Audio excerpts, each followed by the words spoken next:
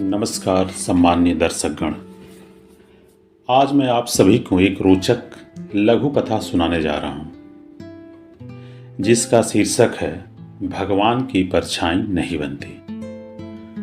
मुझे आशा है कि आप लोगों को यह कथा पसंद आएगी। बहुत समय पहले की बात है। सेवार नाम का एक डकैत अपने गिरोह के साथ चंबल के वीहड़ में निवास करता था। उसने वहां के आसपास के क्षेत्रों में अपना आतंक फैला रखा था। वह अपने गिरोह के अन्य डाकुओं के साथ अरबी घोड़ों पर सवार होकर आंधी की तरह किसी गांव में जाता था और लूटपाट मचाकर चंबल के बीहड़ों में छुप जाता था। उसके गिरोह में उसके 4 पुत्र भी शामिल थे। उसने अपने गिरोह के सभी डाकुओं को सख्त हिदायत दे रखी थी कि वह प्रवचन के शब्द अपने कानों तक न पहुंचने दें, क्योंकि प्रवचन उनके कार्यों में बाधा पहुंचा सकती है। इसलिए जब कहीं भी वे लोग डाका डालने जाते थे तो सभी लोग अपने कानों में रुई लगा लेते थे, जिससे उनके कानों तक प्रवचन के शब्द न पहुंच सके।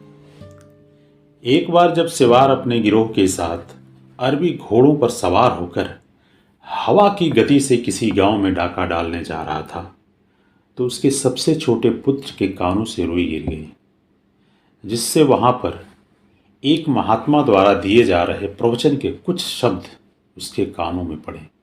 वह शब्द थे कि भगवान की परछाई नहीं बनती। कुछ दिनों के उपरांत उस क्षेत्र के एसपी अपने पुलिस दल के साथ सेवार के गिरोह को पकड़ने के उद्देश्य से चोरी छुपे चंबल के बीहड़ में पहुंचे। उन्होंने पुलिस दल को कुछ दूरी पर छोड़कर स्वयं भगवान शिव का छद्म वेश धारण कर सेवार की गुफा में पहुंच गए।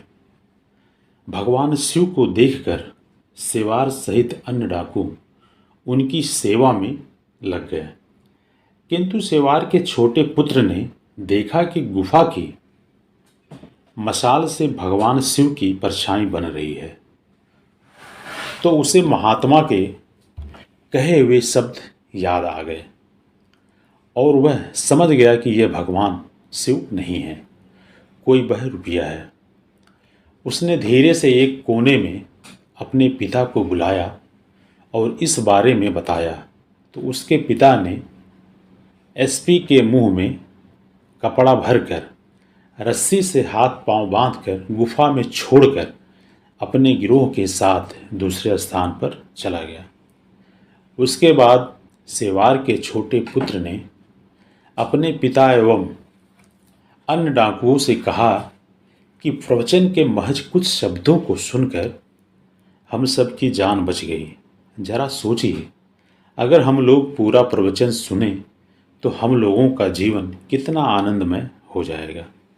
उसकी इस बात को सुनकर सेवार ने अपने गिरोह के साथ पुलिस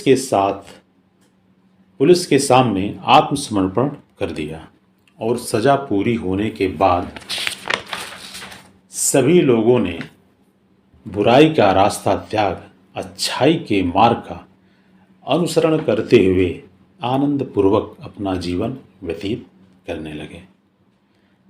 कथा सुनने के लिए आप सभी दर्शकों का बहुत बहुत धन्यवाद।